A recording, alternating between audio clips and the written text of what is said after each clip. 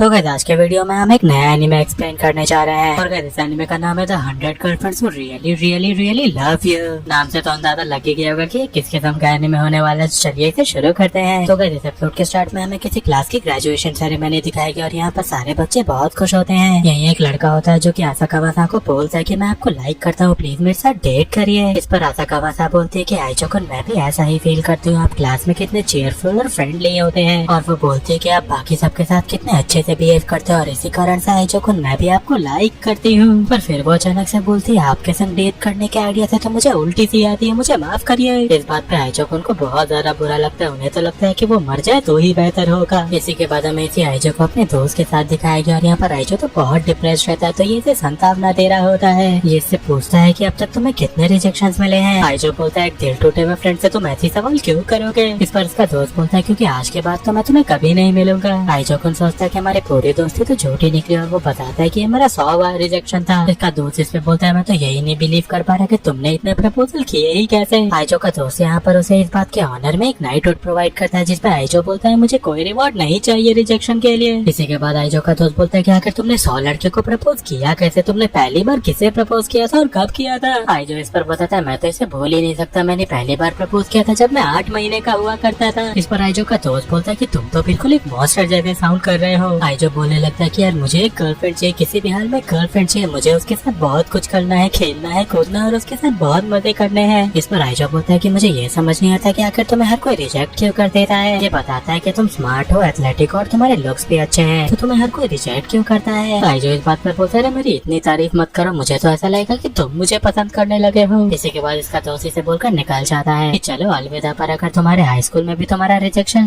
Continue रहा तो तुम सुसाइड मत कर लेना। आइचो इस पर इसे चिल्लाकर बोलता है कि मेरे आने वाले लाइफ का प्रेडिक्शन अभी से मत करो। इसी के बाद आइचो भगवान से प्रे करने जाता है कि प्लीज भगवान किसी भी हालत में हाई स्कूल में मुझे कोई गर्लफ्रेंड दिलवा दीजिए जो मुझे बहुत प्यार करे। यहीं पर इसे किसी की आवाज आती है और वो यहाँ पर देखता है कि गॉड तो डेस्क में से अपीयर हो रहे हैं। वो इसे बोलते चिंता मत करो और आइचो बोलता है कि आप कौन है, आप कोई चोर है क्या। इस पर गॉड बोलता है अरे पगले कौन सा चोर ऐसे अपीयर होता है। वो बोलता है कि श्राइन का मैं ही गॉड हूँ। यहीं पर भगवान इसे बोल देते चिंता मत करो, हाई स्कूल में तुम्हें तुम्हारा पहला प्यार मिल जाएगा। आइचो को तो इस बात पे विश्वास ही नहीं होता और वो पता नहीं क्यों टोक्यो गोल एनीमे के गोल जैसा बन जाता है। और गॉड यहाँ पर बोलता है तुम चिंता करना बंद करो, तुम्हें तुम्हारी सोलमेट तुम्हारे हाई स्कूल में ही मिलेगी, वही लड़की जिसका डेस्टिनी जन्म के साथ ही तुम्हारे साथ लिख दिया गया था। आइचो को तो इन बातों पे विश्वास ही नहीं हो रहा रहता और यहाँ पर गॉड इसे बताते हैं कि जैसे ही दो सोलमेट्स मिलते हैं उनके दिल की धड़कनें तेज हो जाती है, उनके दिल में तो हारमोनियम बजने लग जाता है, उन दोनों को लव एट फर्स्ट साइट हो जाता है। गॉड इसे बता देते कि जनरली लड़कियों को तो इस चीज का एहसास एक पल में ही हो जाता है पर लड़कों को धीरे धीरे ये समझ में आता है। यहाँ पर आइचो गॉड के हर बात को रिपीट कर रहा रहता है तो गॉड यहाँ पर गुस्सा आ जाते हैं, बोलते हैं मुझे रिपीट करना बंद भी करो तुम। इस पर यहाँ पर आइचो इनसे माफी मांगता है और बोलता है आप कंटिन्यू करे। तो गॉड बताते हैं कि सोलमेट की डेस्टिनी होती है कि वो अपने लाइफ में एक पर्टिकुलर पॉइंट पे ही मिलेंगे। आइचो इस पर बोलता है उन लोगों को क्या जिनका कभी शादी ही नहीं होता। तो इस पे गॉड बोलते हैं कुछ लोग होते हैं जिनके सोलमेट्स नहीं बने होते और जिनके होते हैं वो बहुत खुश नसीब होते हैं। तो इस पर आइचो बोलता है किसी भी हालत में हाई स्कूल में मुझे मेरी सोलमेट मिल जाएगी ना। गॉड बोलते हैं बिल्कुल मिलेगी और सबसे बड़ी सरप्राइज की बात है कि तुम्हें एक नहीं 100 सोलमेट्स मिलेंगी। गॉड बोलते हैं अच्छी बात है ना, तुम्हें पिक करने को मिलेगा और इस बात पर आइचो बड़ा खुश होता है। वैसे इसी के बाद आइचो बोलता है कि अगर आप झूठ बोल रहे हैं तो मैं आपका शाइन जला दूंगा। गॉड तो इस पे हंसने से लग जाता है और इसी के बाद इसे स्कूल में दिखाया गया है। यहाँ पर इसकी एंट्रेंस सेरेमनी होती है और इसी के बाद ये अपना क्लासरूम खोज रहा होता है पर यही अचानक से ये दो लड़कियों से टकरा जाता है और इसके बाद ये इनसे माफी मांगता है। पहले तो ये लड़कियां गुस्साती है पर वो जब यहाँ पर आइचो को देखती है तो वो इससे प्यार में पड़ जाती है बिल्कुल सोलमेट्स वाले तरीके से। इन सबके बॉडी में शॉक सा फील होता है और लड़कियां तो कंफ्यूज हो जाती है कि ये क्या हुआ और यहाँ पर आइचो को तो पता रहता है कि ये क्या हो रहा है। आइचो सोचता है कि यही लोग मेरी सोलमेट्स है पर फिर वो सोचता है मुझे इन्हें घूरना बंद करना चाहिए, इन्हें तो कुछ भी नहीं पता इस बारे में, ऐसे तो मैं बस इन्हें एक वियर्डो लगूंगा। और इसी के बाद ये खड़ा होकर इनसे पूछता है तुम लोग ठीक तो हो और इन्हें उठाने की कोशिश करता है जिसपे ये लड़कियां बहुत शर्माती हैं। एक लड़की तो यहाँ काफी बुरी होती है, वो एक्टिंग करने लगती है कि उसके पैर में चोट लग गई और वो बहुत रोमांटिक से एक्टिंग करती है। वो बोलती है प्लीज मुझे नर्स ऑफिस ले चलो ना। आइचो इस लड़की को बोलता है तुम ठीक तो हो ना, मुझे माफ करना। और वो मन ही मन सोचने लगता है कि वो कितना बुरा पर्सन है, उसने अपने सोलमेट को हर्ट कर दिया। वो बेचारा रोता ही जाता है और यहाँ पर ये जो लड़की होती है उसे भी आइचो से इस कारण से प्यार होने लग जाता है, ये सोचकर कि एक स्ट्रेंजर के लिए इतना दुखी हो रहा है। फिर फाइनली आइचो इस लड़की को उठाने वाला होता है पर यहीं पर जो दूसरी लड़की रहती है वो पगलाने लगती है। वो फाइनली चिल्लाकर बोलती है कि ये लड़की बहुत बुरी है, ये बस एक्टिंग कर रही है, इसके एंकल में चोट लगने की ताकि तुम इसे उठा कर ले जाओ। यहीं पर आइचो इस लड़की से पूछता है क्या तुम्हें भी चोट लगी। तो ये लड़की हाँ बोलती है और आइचो इस बात पे खुद को पीटने लग जाता है। वो बोलता है मैं बहुत बहुत बुरा इंसान हूँ, मैंने अपनी सोलमेट्स को चोट लगवा दिया। आइजो को ऐसा करते हुए देख के लड़की घबरा जाती है और ये दोनों अपने पैर पे खड़े हो जाते हैं इसे रोकने के लिए। और आइजो ये नोटिस करता है और बोलता है कि तुम लोग तो ठीक से खड़ी हो पा रही हो। ये दोनों लड़कियां फिर से बैठकर एक्टिंग करने लग जाती है कि नहीं हमें तो चोट लगी है। फिर इसी के बाद आइजो इन्हें फाइनली उठाकर ले जाने लगता है नर्स ऑफिस में। और ये दोनों लड़कियां यहाँ भी लड़ रही होती है आइजो के लिए। ये दोनों तो आइजो को हक सा करने लग जाते हैं और आइजो को लगता है कि मैं ये सपना देख रहा हूँ क्या। वो तो सच में पगलाने लगता है। वो खैर इन लोगों को बड़ा एंजॉय भी करता है अपने शरीर पे। और फाइनली यहाँ पर आइजो पहले इन्हें अपना खुद का इंट्रोडक्शन देता है और ये लड़कियां भी ऐसा ही करते हैं। और वो नर्स ऑफिस के पास पहुंच ही गया होता है कि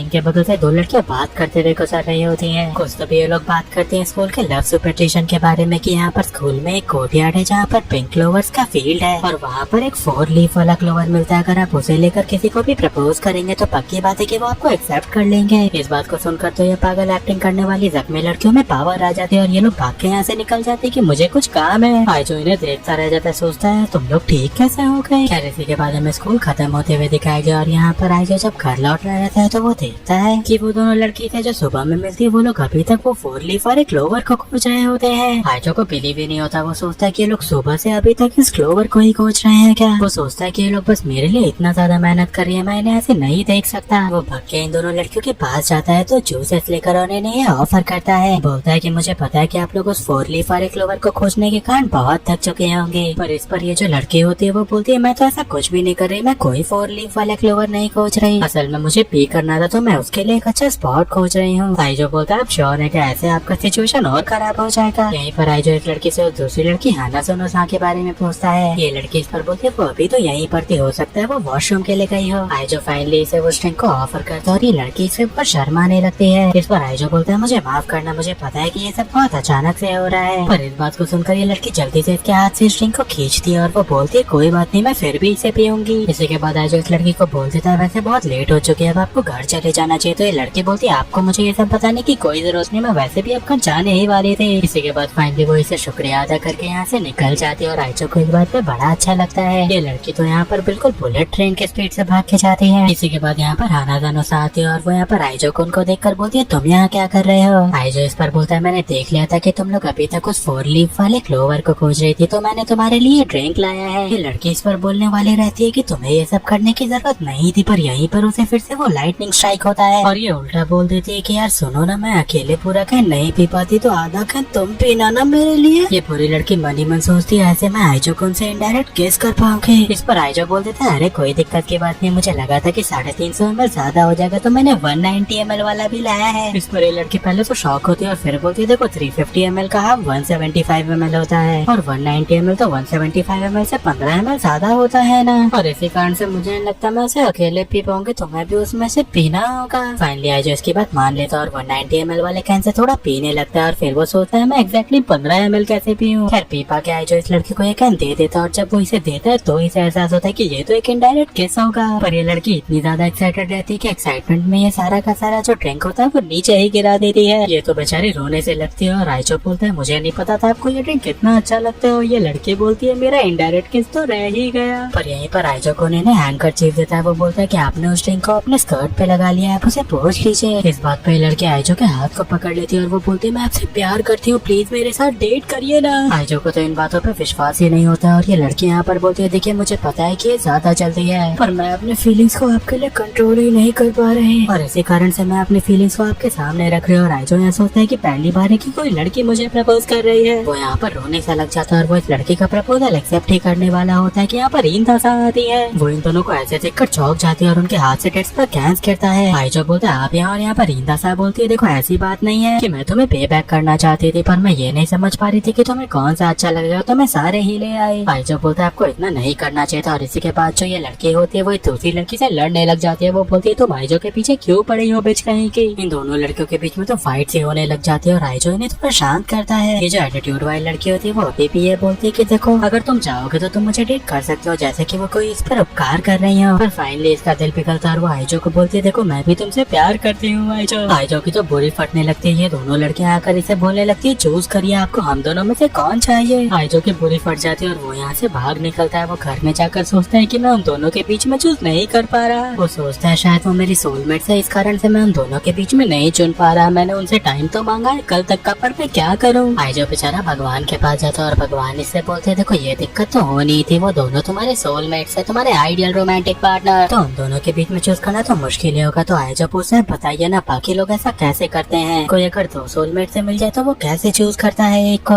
गॉड इस पर बोलते देखो ये बात जान लो, नॉर्मली लोगों के सिर्फ एक ही सोलमेट्स होते हैं, पर तुम्हारे जन्म के दौरान मुझ गॉड ऑफ लव से एक गलती हो गई थी। आइजो बोलता है क्या गलती, तो यहाँ पर गॉड बताता है अरे एक्चुअली उस दिन मैं टीवी में एक सीरियल देख रहा था। आइजो बोलता है गॉड आप टीवी क्यों देखते हो, तो यहाँ पर गॉड बोलते हैं मुझे एक्सप्लेन तो करने दो। वो बताते हैं मैं सीरियल में मग्न हो गया था, मुझे वो बहुत अच्छा लग रहा था और गलती से मैंने तुम्हारे शीट में 100 लिख दिया था। हालांकि आप ही सोचे इसमें बस नंबर ही तो लिखना था, आखिर एक शीट पे एक लिखना कितना मुश्किल होता है। आइजो यहाँ बोलने लगता है आपने तो मेरी जिंदगी बर्बाद की, अब मैं क्या करूँ, मेरी एक सोलमेट होती तो मैं नॉर्मली जिंदगी जी पाता, अब मैं क्या ही करूँ। गॉड यहाँ बोलते देखो मैं तुम्हें और बुरा नहीं फील कराना चाहता, पर अभी चीजें और बुरी होंगी। आइजो बोलता है ऐसा क्यों, और यहाँ पर गॉड बताते कि देखो कभी भी अगर कोई किसी को सोलमेट से मिले तो उन दोनों को साथ में अच्छी जिंदगी बितानी चाहिए, पर अगर ऐसा नहीं हुआ तो बहुत बुरी चीजें होंगी उनके साथ में और वो मर ही जाते हैं। आइजो की तो बुरी फटती है और ये बताते कि देखो सोलमेट होना एक बहुत बड़ी ब्लेसिंग होती है, पूरा एक लाइफ टाइम लग जाता है एक सोलमेट को पकड़ने में, और अगर आप कभी भी अपने सोलमेट से ना मिले तो मिसफॉर्च्यून ही आपको मिलेगा। आइजो बोलता है मतलब आप बोल रहे हैं कि अगर मैं उनमें से किसी एक को चुन लूंगा तो गॉड बोलते हैं दूसरी मर जाएगी। आइजो यहाँ पर भीख मांगने लगता है, इनसे बोलता है आप ऐसा चीज कैसे होने दे सकते हैं, मेरी मदद करिए मैं क्या करूँ। पर वो कुछ नहीं कर सकते थे और यहाँ पर से आइजो पर डिप्रेस तरीके से जाने लगता है सोच के कि अब मैं क्या करूँ, मैं जिसे नहीं चुनूंगा वो तो मर जाएगी, मैं क्या करूँ। यही आइजो को आइडिया आता है, वो फेस पर उन दोनों को मना कर देगा और फिर पीछे से जाकर दोनों को बोलेगा कि देखो मैं दूसरी लड़की को हर्ट नहीं करना चाहता था, तो हम लोग सीक्रेटली डेट करेंगे, किसी को पता ना चले। आइजो सोचता है ये परफेक्ट सॉल्यूशन और ऐसे मैं उन दोनों को मरने से बचा सकता हूँ। इसी के बाद नेक्स्ट आइजो स्कूल जाता है, वो प्यारी वाली लड़की से देखकर गुड मॉर्निंग बोलती है और दूसरी वाली लड़की एटीट्यूड में बोलती है जल्दी से जवाब दे अपना तो। पर रात भर आइजो तो पगला रहा था, इस कारण से उसकी हालत बहुत खराब होती है, तो ये पूछती है तुम्हें क्या हो गया। आइजो बोलता है कुछ नहीं, उसे इग्नोर करो, और लड़कियां पूछती है तुमने अपना जवाब सोच लिया क्या, और वो यहाँ पर झुक कर बोलता है कि मैं चाहता हूँ कि आप दोनों मेरी गर्लफ्रेंड बने। इस पर ये दोनों लड़की शॉक हो जाती है और वो एटीट्यूड वाली लड़की बोलती है तुम चाहते क्या हो, पगला गए हो क्या, हम दो साथ में कैसे डेट करेंगे तुम्हें। आइजो यहाँ पर इन्हें बोलता है देखो मुझे पता है ये सब तुम्हें अजीब लग रहा है, और उसे याद आता है कि जब वो सोचता है कि वो इन्हें छुप कर डेट करेगा तो उसी के बाद ये खुद को मुक्का मारता और सोचता है कि मैं कितना गलत सोच रहा हूँ। इन दोनों ने मुझे खोलकर अपने दिल की बातें बताई। वो सोचता है मुझसे अच्छा कोई नहीं जानता कि अपने दिल की बातों को बताने में कितनी मुश्किलात आती हैं। वो सोचता है मैं चाह कर भी ऐसी गलती नहीं कर सकता, और फिर वो प्रेजेंट में बोलता है कि मैं नहीं डिसाइड कर पा रहा, मैं तुम दोनों को प्यार करता हूँ। वो बोल देता है देखो इसे बोला जा सकता है कि ये दो लड़कियों को साथ में डेट करना गलत बात है, पर ये जान लो कि मैं कोई भी अपनी तरफ से कसर नहीं छोड़ूंगा, मैं अपनी पूरी कोशिश करूंगा आप लोग को खुश रखने की। वो बोलता है प्लीज मेरी बात मानिए, मुझे आप दोनों को डेट करने दीजिए। तो यहाँ पर वो एटीट्यूड वाली लड़की बोलती है तुम जितना चाहो मक्खन लगा सकते हो हमें, पर दो लड़कियों को साथ डेट करना गलत बात है। इस बात पे आइजो वो पिंक फ्लावर वाला ग्लोवर इन्हें दे देता है, जिसे देखकर ये दोनों सच में इसकी दीवारी हो जाती है। इस बेचारे ने रात भर इन फ्लावर्स को खो जाता है। ये दोनों इससे मोहित तो इस बात पे होते हैं, पर वो इंदा सा जो एटीट्यूड वाली लड़की होती है बोलती है तुम पगला गए हो क्या, तुम एक हाई स्कूल के स्टूडेंट हो, तुम रात में ऐसी चीजें करते हो, तुम सुपरस्टिशन में बिलीव रखते हो। इस पर वो दूसरी लड़की बोलती है थोड़ी शर्म कर ले, तू और मैं भी यही कर रहे थे। फिर ये इंदा सा अभी भी बहुत ज्यादा गुस्सा कर रही रहती है आइजो खुन पे, बोलती है कि तुम्हारे कोई चाल काम नहीं आएंगे, मैं इस चीज को एक्सेप्ट नहीं करूंगी कि तुम दो लड़की डेट करो। आइजो बोलता है मैं कोई चाल नहीं चल रहा, मैं आप लोग के लिए बुरा कुछ भी नहीं चाहता। इंदो कुन बहुत गुस्सा आती है और वो दूसरी लड़की से कहते तो भी करके रोकती है। आइजो इन्हें देखते हुए बोलता है मुझे तो बस ये लगा कि अगर मैं आपको ये चीज दूंगा तो ये थोड़ी रोमांटिक बात होगी, और मैंने सोचा कि इन फ्लावर्स को देते के साथ ही मैं आपको आपका रिस्पॉन्स भी दे दूंगा। ये सब तो मैंने बस आप दोनों को खुश करने के लिए किया था, और इस बात पे इन दोनों लड़की की बुरी फटती है। वो प्यारी वाली लड़की तो आइजो को उनका यह ऑफर मान जाती है, दो लड़कियों को साथ डेट करने वाला है। वो सीधा बोलती कि मैं आपसे इतने प्यार में हूँ कि रिजेक्शन और फिर दो लड़कियों को डेट करने वाले में तो मैं दो लड़कियों को डेट करने वाला चुनूंगी, वरना मैं मर ही जाऊंगी। वो तो यहाँ पर आइजो को हक सा करने लगती है और आइजो की फटने लगती है। अब इस बात को देखकर वो इंदो को चिढ़ती है और वो भी यहाँ पर आइजो में आकर लग ही जाती है। खैर फाइनली ये दोनों लड़कियां यहाँ पर रेडी हो जाती है और आइजो भी बोल देता है कि मैं तुम दोनों को सबसे ज्यादा खुशी दूंगा। गाइस ये तो हुई दो लड़कियों की कहानी, टेंशन मत लीजिए, अभी 98 लड़कियां और आएंगी इसके लाइफ में, सोचिए क्या क्या होगा। और खत्म होता है अगले एपिसोड तक के लिए सायोनारा।